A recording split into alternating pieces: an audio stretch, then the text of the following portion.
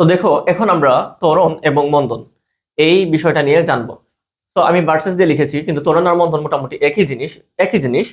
কিন্তু ত্বরণটা কি আমরা সেটা আগে জেনে নিই। আমরা তো জানি যে বেগ বেগ মানে হচ্ছে কি বলতো, সময়ের সাথে সরণের যে পরিবর্তনের যে হার, সেটাকে আমরা বেগ বলি। এখন বেগ তো আর বা ভেলোসিটি সবসময় তো সেম থাকে না। আমরা যখন হচ্ছে ধরো একটা বাইক চালাবো, মানে মিটার থাকে না, মিটারে দেখবো যে আমার যে ভেলোসিটিটা এটা হচ্ছে প্রতিনিয়ত বাড়তেছে কমতেছে, আমরা হচ্ছে বিভিন্ন জায়গায় স্টপেজ করতেছি, জিরো হইতেছে ভেলোসিটি। তো এই যে বেগের যে পরিবর্তনের হার, সেটাই হচ্ছে ত্বরণ। এখন যদি আমি ধরো একটা মোটরসাইকেল আমি যদি চালাই, প্রথমে এইটার যে ভেলোসিটি সেটা হচ্ছে জিরোতে থাকে, বেগটা একদম জিরো থাকে, মানে এটা হচ্ছে একদম রেস্টে আছে। তারপরে এটা কি হয়, আস্তে আস্তে বেগটা বাড়তে থাকে। তো বাড়ার পরে এখন একটা সময় ওইটার যে পিক আপ, একদম একদম ফাইনাল যে ভেলোসিটি সেটাতে পৌঁছাবে। তখন কিন্তু আর আর বেগের পরিবর্তন হবে না, তখন হয়ে যাবে সমবেগ। আর সমবেগে কিন্তু কোনো ত্বরণ থাকে না। তো এই যে বেগটা বাড়তেছে, চেঞ্জ হইতেছে, তখন কিন্তু এটা ত্বরণ থাকে। তো ত্বরণ হচ্ছে একটা নির্দিষ্ট সময়ে বেগের পরিবর্তনের হারকে আমরা ত্বরণ বলবো। এখন বেগ যদি মনে করো যে একদম ইনিশিয়াল যে ভেলোসিটি ওইটা থেকে বাড়তে বাড়তে বাড়তে বাড়তেছে, তার মানে ত্বরণ হচ্ছে। আবার কি হবে, যখন আমি যদি বাইকটাকে হচ্ছে রেস্টে নিয়ে আসতে চাই, থামাইতে চাই, তখন ব্রেক করব। তখন আস্তে আস্তে কি হবে, যে এই যে আগে যে বেগ বাড়তেছিল এখন বেগটা কমবে। আর কমাটা হচ্ছে মন্দন। তো বেগ বৃদ্ধির হার এটা যদি বাড়তে থাকে সেটা হচ্ছে ত্বরণ, আর বেগের পরিবর্তনের হার যদি কমতে থাকে সেটা হয়ে যাবে মন্দন। তো ত্বরণ আর মন্দন একই জিনিস। ওকে। তো আমরা এই যে জিনিসটা জানবো সেটা হচ্ছে ত্বরণ। ত্বরণটা আমরা কিভাবে বের করতে পারি। তো ত্বরণকে আমরা ইংরেজিতে অ্যাসিলারেশন বলি, আর মন্দনকে হচ্ছে ডিসিলারেশন বলি। তো ত্বরণ মানে হচ্ছে বেগের পরিবর্তন, বেগের পরিবর্তন ভাগ করব সময় দিয়ে। মানে যে সময়ের মধ্যে, যে টাইম ফ্রেমের মধ্যে বেগের পরিবর্তনটা হবে, সেই সময়টুকুর মধ্যে কি পরিমাণ বেগটা পরিবর্তন হয়েছে সেটা সেটা আমরা নিব আর কি। তো ধরো একটা একটা বস্তু এ পয়েন্টে আছে, আর সে হচ্ছে বি পয়েন্টে যাবে। তো ধরো আমি এ পয়েন্টে, এটা হচ্ছে তার ইনিশিয়াল পয়েন্টে তার যে ভেলোসিটি বা ইনিশিয়াল ভেলোসিটি বা আদি বেগ হচ্ছে ইউ, তার যে ফাইনাল ভেলোসিটি বা তার শেষ বেগটা হচ্ছে বি। তো এই এ থেকে বিতে যাইতে যদি তার টাইম লাগে হচ্ছে টি সেকেন্ড, তাইলে তার ত্বরণটা কত? তাহলে তার আগের ইনিশিয়াল ভেলোসিটি হচ্ছে ইউ, ফাইনাল ভেলোসিটি হচ্ছে ভি। তাহলে বেগের পরিবর্তন কি হচ্ছে বলতো? V minus you. আর এই যে সব বেগের যে পরিবর্তন হইলো, সেটাতে কতটুকু টাইম লাগছে, টাইমটা হচ্ছে T. So V minus U divided by T. এবং এ ত্বরণের ইংরেজি নাম যেহেতু অ্যাসিলারেশন, এটাকে এ দিয়ে আমরা ডিনোট করি, তাহলে আমরা বলতে পারি যে A equals to V minus U divided by T. এটাতে একটু কাজ করা যায়, যে আমরা যদি হচ্ছে এই ক্রস মাল্টিপ্লিকেশন করি আর আর গুণ করি, তাহলে এটার নিচে তো মনে মনে আমরা ধরে নিই যে 1 থাকে। So V minus u equals to হচ্ছে এটি। এখান থেকে আমরা পাই যে ভি ইকুয়ালস টু, এই যে মাইনাস ইউ ওই পাশে চলে গেলে হচ্ছে u plus u, u plus a t. তো এটা হচ্ছে একটা formula, v equals to u plus a t. তাহলে ত্বরণ মানে কি? ত্বরণ হচ্ছে সময়ের সাথে যদি বেগের পরিবর্তন হয়, তখন তাকে আমরা ত্বরণ বলি। সময়ের সাথে বেগের পরিবর্তনের হারটা হচ্ছে ত্বরণ, আদি বেগ হচ্ছে ইউ, ফাইনাল বেগটা হচ্ছে ভি। আর তাহলে ত্বরণটা হচ্ছে কি V minus you by T. তো এখন কথা হচ্ছে যে সমত্বরণ আর হচ্ছে অসমত্বরণ, এই দুটো টার্ম নিয়ে জানতে হবে। এখন দেখো, সমত্বরণ কি? এই যে ত্বরণটা যদি সবসময় সেম থাকে, মনে করো যে কোনো একটা গতিশীল বস্তুর যে বেগ বৃদ্ধির যে হার বা বেগ কমার হার, মন্দন হইতে পারে, কোনো সমস্যা নাই, বেগ আমরা বৃদ্ধির হারটাই ধরে নিই। তাহলে দেখো, কোনো একটা বস্তুর বেগ বৃদ্ধির হার যদি সবসময় সেম থাকে, ধরো প্রতি সেকেন্ডে সে হচ্ছে 10 মিটার পার সেকেন্ড করে তার ভেলোসিটি ইনক্রিজ করতেছে। ধরো মনে করো একটা বস্তুর আর কি প্রথম সেকেন্ডে ধরো তার যে ভেলোসিটি সেটা হচ্ছে 10 মিটার পার সেকেন্ড। ওকে। তো আমি যদি বলি যে প্রতি সেকেন্ডে তার ভেলোসিটি 5 করে বাড়ে, তার মানে 2 নাম্বার সেকেন্ডে কি হবে, তার ভেলোসিটি হবে কত?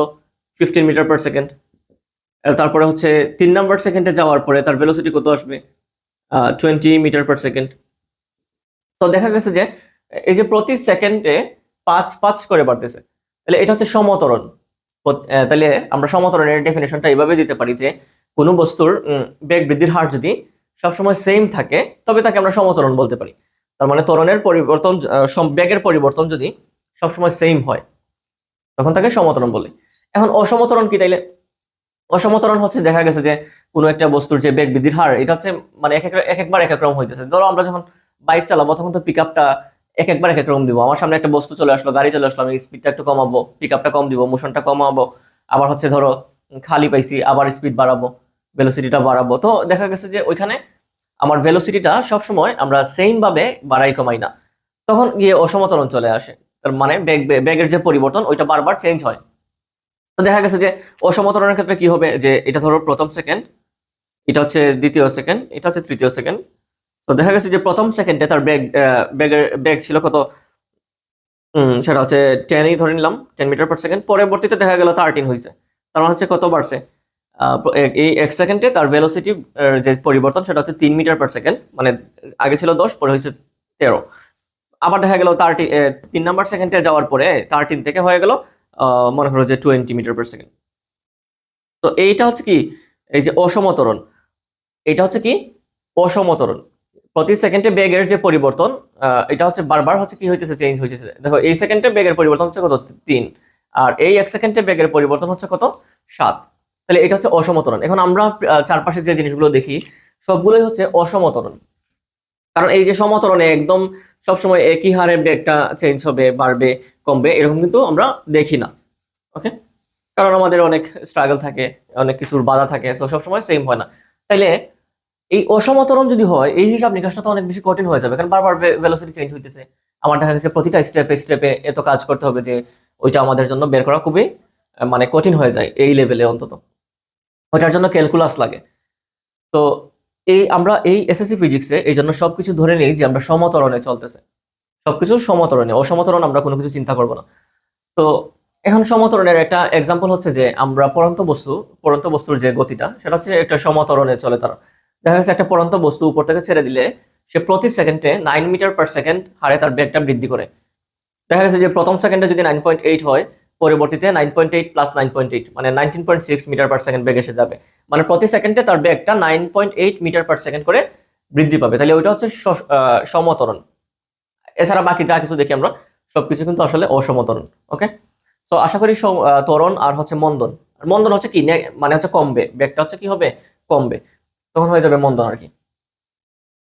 ধরো এর মানে মন্দনের একটা এক্সাম্পল দিয়ে দিই।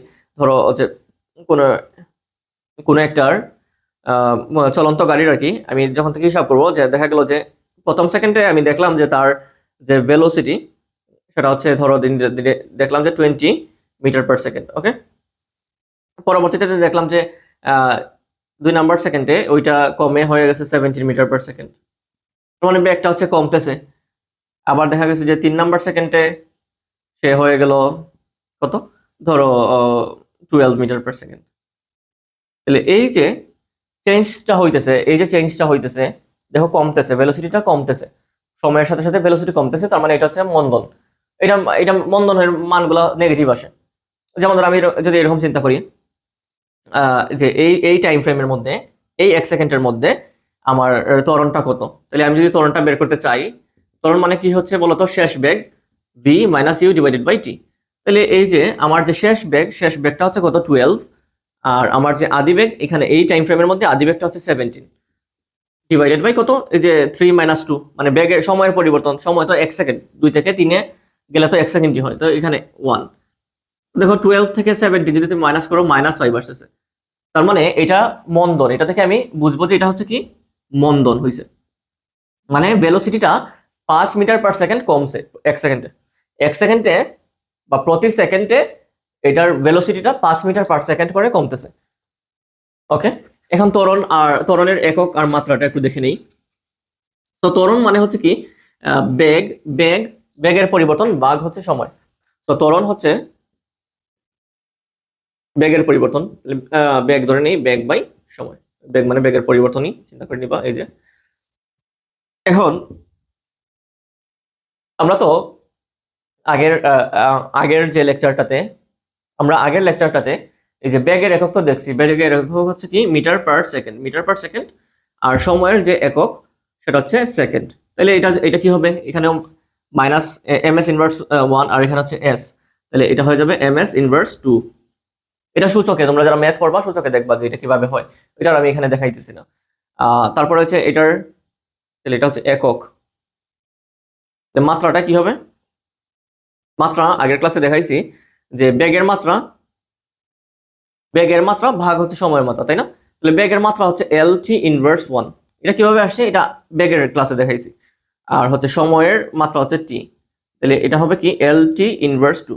এগুলো এমসিকিউ তে আসে যে বেগের মাত্রা নিচের বেগের মাত্রা নিচের কোনটি, তাহলে দিবে lt ইনভার্স 2, lt ইনভার্স 1, তারপরে lt ইনভার্স 3, lt স্কয়ার, এইভাবে দিবে। তখন তোমার এটা দাগাইতে হবে। আবার একক তো লাগবেই তোমার, ত্বরণের একক ms ইনভার্স 2। তুমি যখন দেখবা যে কোনো একটা চলন্ত গাড়ির এত ms ইনভার্স 2 তে চলতেছে, তার মানে এটা ত্বরণ ধরে নিতে হবে। তুমি একক দেখে চিনবা এটা বেগ বুঝাইছে নাকি ত্বরণ বুঝাইছে। অনেক সময় আমাদের আইডেন্টিফাই করতে কঠিন হয়ে যায়, তখন আমরা একক দেখে বা ইউনিট দেখে চিনে ফেলবো। ওকে, সো এই ছিল হচ্ছে ত্বরণ আর মন্দনের বেসিক জিনিসগুলো। এখন হচ্ছে আমরা একটা গ্রাফ দেখব যে ওইখানে কোথায় মন্দন বুঝাইছে কোথায় ত্বরণ বুঝাইছে, সেটা এটা বইয়ের মধ্যে দেয়া আছে, ওইটা আমি দেখাইতেছি। আচ্ছা, তো এই গ্রাফটা দেখো, এই গ্রাফটা খুবই ইজি। এই যে এক্স অক্ষ বরাবর আমরা সময় নিয়েছি আর ওয়াই অক্ষ বরাবর বেগটাকে কনসিডার করছি। সো দেখো এই যে সময় চেঞ্জ হচ্ছে, দেখো সময় বাড়তেছে, সময় বাড়ার সাথে সাথে এই যে বেগটা কিন্তু বাড়তেছে। এই যে সময় বাড়তেছে বেগ বাড়তেছে, তাহলে এটা কি? তার মানে এটা এখানে ত্বরণ হচ্ছে। আর এই যে এটা হচ্ছে একটা স্ট্রেইট লাইন, সেটা হচ্ছে এই যে এক্স অক্ষের সাথে, এই এক্স অক্ষের সাথে সমান্তরাল একটা লাইন। তাহলে এখানে দেখো সময় বাড়তেছে কিন্তু এই যে ওয়াই এর ভ্যালুটা সেম, মানে এক্স এর ভ্যালু যাই হোক ওয়াই এর ভ্যালু সেম। এখানেও এক্স এর ভ্যালু দেখো বাড়তেছে বাড়তেছে বাড়তেছে, কিন্তু এখানে কিন্তু কোনো চেঞ্জ হইতেছে না। এই এতটুকু ডিস্টেন্সের কিন্তু কোনো চেঞ্জ হইতেছে না, তার মানে এই যে ভেলোসিটিটা সেম আছে, তার মানে এখানে কোনো ত্বরণ নাই, এখানে সমবেগে চলতেছে। আমরা তো জানি সমবেগে কিন্তু কোনো ত্বরণ থাকবে না, কারণ সমবেগ মানে কি? যে বেগের পরিবর্তন হচ্ছে না, সেম বেগটা হচ্ছে সবসময় সেম, তার মানে ত্বরণ এখানে শূন্য। আবার এখানে দেখো আবার গিয়ে উপরের দিকে উঠতেছে গ্রাফটা, তার মানে সময়ের সাথে সাথে এখানে ভেলোসিটিটা বাড়তেছে, তার মানে এখানে আবার ত্বরণ হচ্ছে। আবার এখানে দেখো নিচের দিকে নামতেছে, তার মানে সময়ের সাথে সাথে বেগের পরিবর্তনটা কমতেছে, তার মানে এখানে হচ্ছে মন্দন। তার মানে এটা হচ্ছে ত্বরণ, এটা হচ্ছে সমবেগ, মানে এখানে কোনো ত্বরণ নাই, এখানে আবার ত্বরণ হচ্ছে, এখানে মন্দন হচ্ছে। সো এইটা হচ্ছে মানে খুবই সহজ একটা গ্রাফ। ওকে, সো এখন আমরা যে জিনিসগুলো দেখবো সেটা হচ্ছে গতির সমীকরণগুলোর প্রতিপাদন আমি দেখাবো না, জাস্ট হচ্ছে সূত্রগুলো দেখাবো যেগুলো হচ্ছে ম্যাথ করতে কাজে লাগবে। সূত্র প্রতিপাদন আসে না পরীক্ষায়, তো এটা লাগবে না। তাহলে গতির সমীকরণ। আচ্ছা, তোমরা কি সমীকরণ সূত্র এগুলোর ডেফিনেশন জানো? ম্যাথে আছে, ম্যাথে পড়লে পারবা। সমীকরণ সূত্র এগুলো কিন্তু আলাদা আলাদা জিনিস। ওকে, তো দেখো গতির সমীকরণে আমরা যে ফর্মুলাগুলো শিখবো সেগুলোর জন্য আমাদের তো কিছু টার্ম আগে জানা লাগবে, আমাদের প্রতীকগুলো জানা লাগবে যে কোনটা দিয়ে কি বোঝায়। তো আমরা বেশিরভাগ জিনিসই জানি, যেমন ধরো ইউ মানে হচ্ছে ইনিশিয়াল ভেলোসিটি বা হচ্ছে আদি বেগ, আর ভি মানে হচ্ছে ফাইনাল ভেলোসিটি বা শেষ বেগ। এ মানে তোমরা জানি ত্বরণ বা অ্যাক্সিলারেশন। তাহলে এস মানে হচ্ছে ডিসপ্লেসমেন্ট বা হচ্ছে সরণ, আর টি মানে হচ্ছে কি সময়, টাইম। ওকে, তাহলে এই যে পাঁচটা টার্ম আমাদের জানা লাগবে, এইগুলা দিয়ে আমাদের সব ফর্মুলা আর কি। তো আমরা তো ওইখানে একটা ইয়ে পাইছিলাম যে এ ইকুয়ালস টু ত্বরণ মানে হচ্ছে শেষ বেগ ভি মাইনাস আদি বেগ হচ্ছে ইউ, এবং সময় দিয়ে ভাগ করতে হয়। তো এখান থেকে আমরা পাইছিলাম যে v equals to u plus এটি।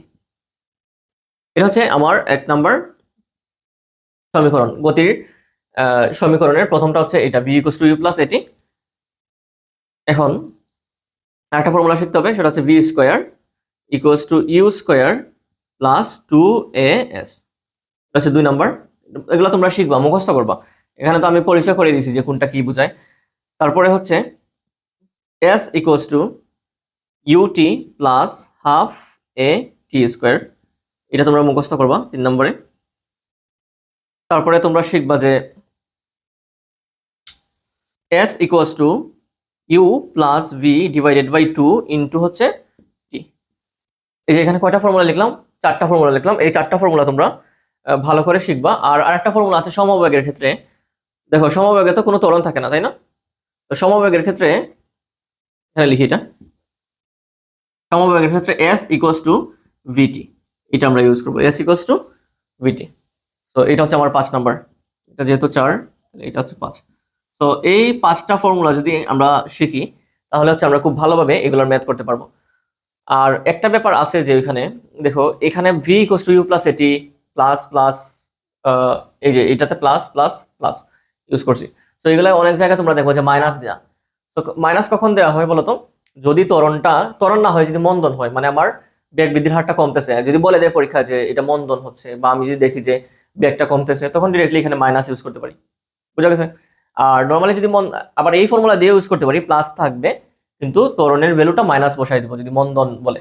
যদি বলে যে মন্দন হচ্ছে, তার মানে যদি বলে যে কোনো একটা চলন্ত চলন্ত গাড়ির হচ্ছে মন্দন হচ্ছে 5 ms ইনভার্স 2, তখন এই ভ্যালুটা আমি যখন ইউজ করব তখন সেটা মাইনাস বসাবো, অথবা আমি যদি কোনো একটা মেথড দেখি যে গাড়ির স্পিডটা হাইয়ে ছিল তারপর আস্তে আস্তে কমতেছে, তখন আমি চাইলে এখানে মাইনাস ইউজ করতে পারি।